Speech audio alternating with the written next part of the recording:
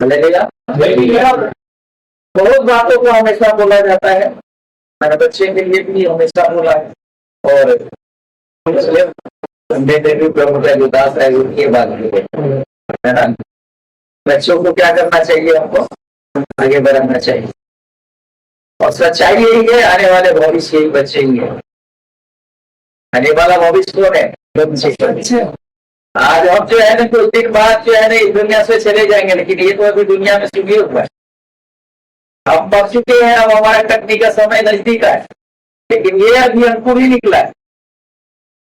अभी जो अंकुर निकला है इसको अच्छा खाद पानी मिलेगा तो ये अच्छे से फलवत बनेगा, और जब इसको अभी अंकुर निकला है, दाना निकला है जमीन में से, उसमें खाद पानी नहीं दोगे, उसको और जो है घास भूसा से क्या करोगे, और वो क्या करोगे, दबाओगे तो और भी लगता है, वो क्या होगा, बढ़ेगा ही।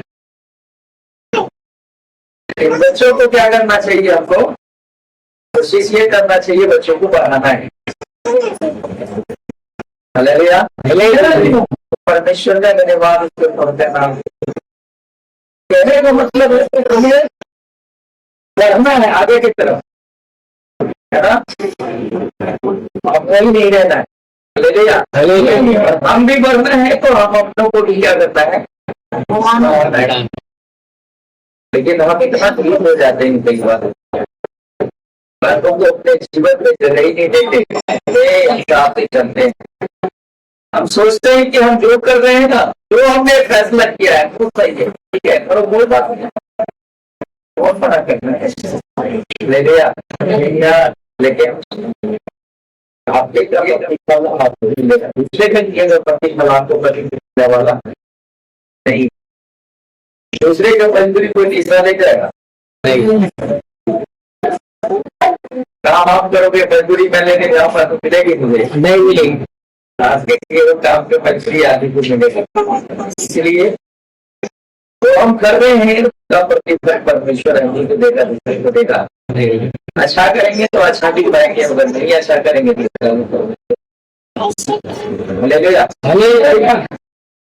प्रभु में मजबूती से जल पकड़ना बहुत जरूरी है हम सबका। जो पौधा आप गमले में पौधा लगाते हो, गमले में लगाते हो ना पौधा, क्या फर्क है, जमीन में जमीन वाला जो पौधा है वो पौधा ज्यादा मजबूत होता है, ज्यादा बड़ा होता है, ज्यादा फलवंत होता है, और जो पौधे गमले में लगाए जाते हैं ना तो वो ज्यादा मजबूत होता है, न ज्यादा बड़ा होता है, न फैलता, न ज्यादा फलवंत नहीं, वो सिर्फ देखने के लिए होता है।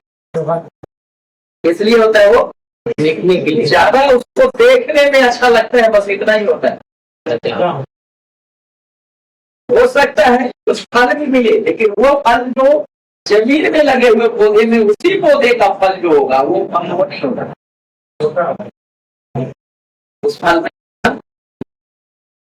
तो कहने का मेरा मतलब है जो प्रभु में हम मजबूताई से भरेंगे ना, तो हमारा जीवन की जो बात है कुछ अलग होगा, और प्रभु को सिर्फ जानते हैं, वो उसे मानते हैं, उसके अनुसार जीवन को नहीं ढालते, तो हम समझ लो गमला में हम लगे हुए, किसमें लगे हैं, गमले के अंदर लगे हुए, और जो गमले में लगे हुए पौधे हैं उसकी ज्यादा आयु नहीं होती, पानी में रहता है, दूसरे वर्ष सूख जाता है।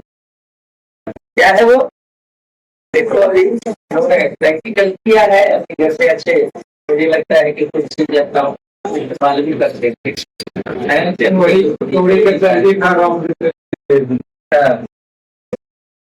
तो दूसरे तीसरे दिन खाते हैं, वही पौधा जमीन में लगे होते तो हर रोज खाते। हमारा जो जीवन है ना, ये जीवन प्रभु में जड़ पकड़ने वाला जीवन होना बहुत जरूरी। जड़ पकड़ जब ले डालनी चाहिए के अंदर, वो पौधा जो है हर तरीके से फलवंत होगा, देखने से भी खूबसूरत होगा, और उसकी मजबूताई भी नजर आएगी। और ये चीज अभी को समझना है, दूसरा नहीं समझेगा। Hallelujah, hallelujah.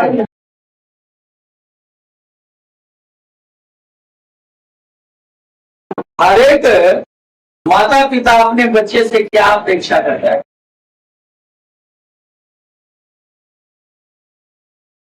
बोलिए आप लोगों में माता पिता बच्चे से क्या इच्छा रखता है? मेरा बच्चा अच्छा काम करे, अच्छा काम करे, अच्छी शिक्षा प्राप्त करे, जॉब करे, गार्जियन को बात भी करे। गार्जियन जो है घर के पेरेंट्स है जो माँ बाप है उनके कहने के अनुसार चले। और कोई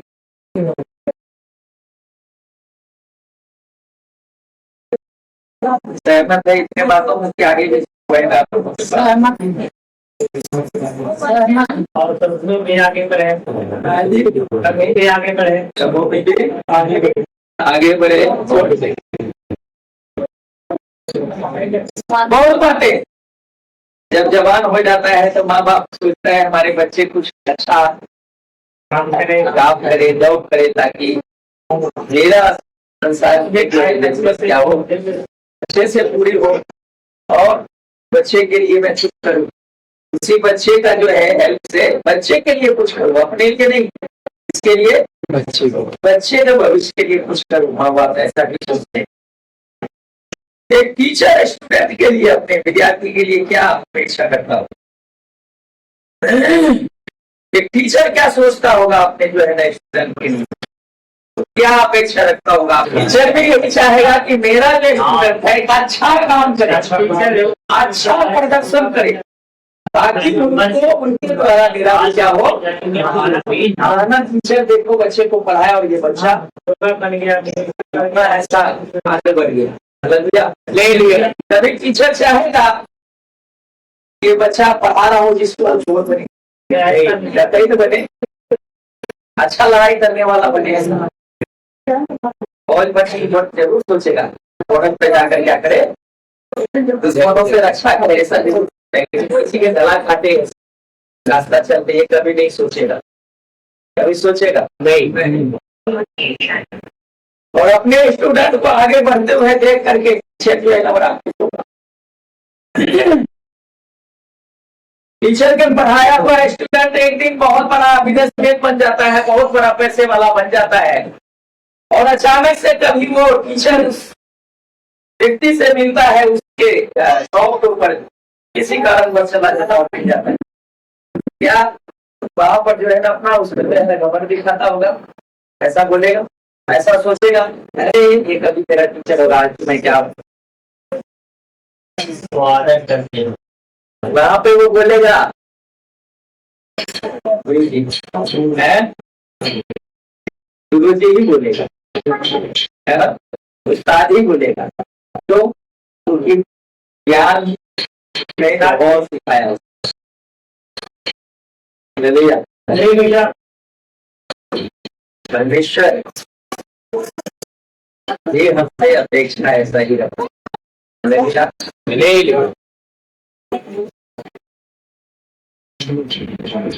स्कूल में टीचर जैसे रखता है अपने स्टूडेंट से, माँ बाप अपने बच्चे से उम्मीद रखता है, वैसे ही हर जगह में शिक्षक या परमेश्वर जो है जो हमें शिक्षा देता है वो भी हमसे यही अपेक्षा है कि हम उसकी बातों को अपने जीवन में क्या करें, अमल करें, अच्छे से मजबूत रखें। लेकिन हम इस चीज को नहीं समझना चाहते।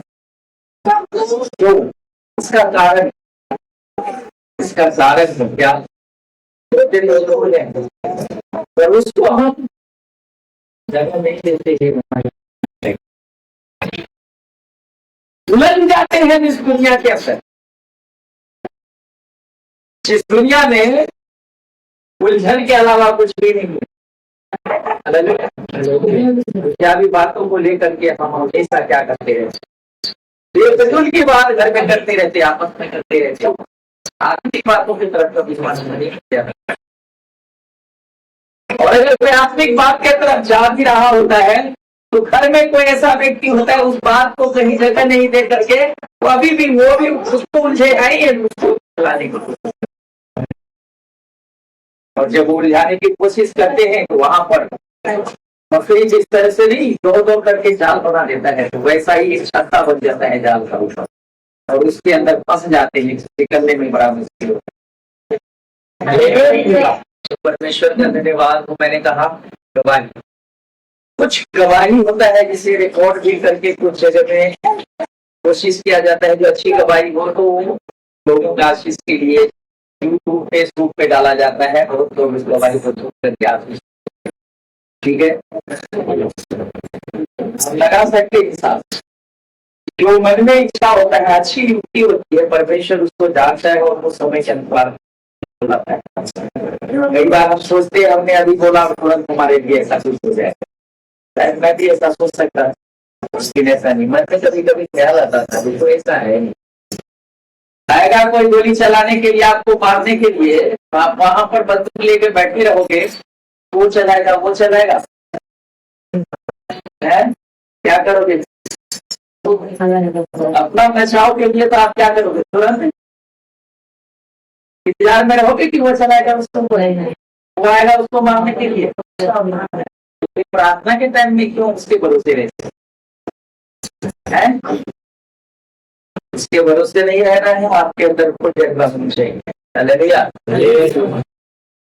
इससे पता ये चलता है कि आपके अंदर बोझ है, चिंता करते हैं आप अपने परिवार के लिए, आप चिंता करते नहीं करते? क्या ये सब अपने परिवार नहीं समझते आप? सिर्फ आप उसी को अपना परिवार समझते हैं जो अपने घर में एक साथ रहते हैं हमेशा, वही हमारा अपना परिवार। बस बाइबल कहती है हम सब परिवार है,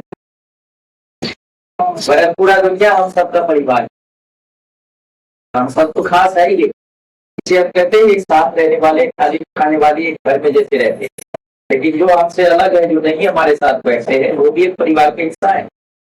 फर्क इतना है कि वो अभी रास्ता भटके हुए हैं, हम सही रास्ते पे। क्या ये जिम्मेदारी हमारी नहीं कि उसको सही रास्ते पे लाए? भटके हुए अकेले लाए, ये हमारी जिम्मेदारी नहीं है। हमारे बच्चा अगर यदि कहीं भाग जाए इधर उधर, तो ढूंढते नहीं बच्चे को, ढूंढते नहीं ढूंढते नखरे भी करता है कई बार बच्चा, मैं नहीं जाऊंगा करके। क्या छोड़ देते, जा नहीं आना तुम्हारे पास, ऐसा बोलते हैं? पर आप कुछ करते हैं, बाबू चल आप नहीं करेंगे, ये नहीं करेंगे, वो नहीं करेंगे, चल बाबू जो तू कहेगा वही करेंगे। ऐसे कुछ करके लाती कि नहीं लाती?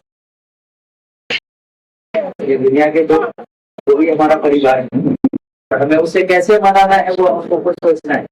जैसे हम अपने बच्चों को मनाते हैं, किस तरह से मान जाता है वो बच्चा, वही सोचना उसके लिए हमारा काम। समझ नहीं मेरे बात? लोग समझ पाए ये क्या है? देखी देखा नहीं, समझना तो इतने सीखता हो ये देखी देखा वाला जो परंपरा है, और हमें परंपराओं से क्या करना है? परंपरा में नहीं रहना है। कल मुझे ऑनलाइन मीटिंग के लिए लेडीजों के बीच में अचानक प्रचार के लिए कहा गया। सुबह पर फोन आया, तो पास्टर जी आज आपको जो है ना प्रचार करना है। मैं क्या प्रचार करूं? प्रार्थना किया परमेश्वर से मुझे आज के सिचुएशन वचन बताया दिन में इस चीज को प्रचार करना है। मैंने प्रचार हालेलुया। कई बार क्या हो जाते हैं, नर्वस हो जाते हैं, है ना? क्या बोलेंगे, कैसे बोलेंगे? लेकिन प्रभु का वचन क्या कहता है? जब तुम खड़े होकर बोलोगे तो तुम्हारे अंदर हमारा वैसा होगा और परमेश्वर से कनेक्ट हो बोलने के लिए सब परमेश्वर देता है। बुद्धि हम पहले लगा लेते हैं, तो बोलना क्या है? बुद्धि फेल हो जाता है। परमेश्वर की दूसरा बात है, परमेश्वर ये परमेश्वर की योजना जो होती है ना, वो उसके लिए जो है होता है जो परमेश्वर से हम डरने वाले जो उसके बताए रास्तों में चलने वाले। तो क्या करना है? उनके बाद मन लगे। ये परमेश्वर का धन्यवाद हो। अभी आपके बीच में, आपके जीवन में अगर परमेश्वर ने काम किया है तो उस काम को बताना है। और मैं जानता हूँ परमेश्वर हम सबके जीवन में काम बड़ा बड़ा काम करता है। और याद हो सकता है कि रात में हम सोए तो नींद नहीं आ रही थी, अगर प्रार्थना करके सोए तो फिर भी नींद आई। ये कोई भाई नींद नहीं आ रही थी और हम क्या थे, रात भर बेचैन हो रहे थे, लेकिन बाद में उठ करके थोड़ा प्रार्थना की और तब जो सोए तो सुबह ही आंख खुला। ये गवाही नहीं है क्या? इसी गवाही। हालेलुया। बाइबल बताती है नींद जो है परमेश्वर दान में देता है, गिफ्ट में देता है। नींद क्या देता है परमेश्वर? गिफ्ट में देता है। वो नींद जो है हमारे लिए बहुत जरूरी है। और जिस व्यक्ति को नींद नहीं आती ना, वो व्यक्ति बीमार है। तो आपने सुना है ना, योगा जो करते हैं तो क्या किस लिए करते हैं? फिटनेस के लिए, बॉडी ठीक रहे इसलिए योगा करते हैं। तो नींद लेना भी एक योगा है। जब हम पूरा नींद में सोते हैं उस टाइम हमारा हर एक बॉडी का जो है ना जोड़, हर एक नस, हर पार्ट क्या करता है, बिल्कुल रिलैक्स हो जाता है।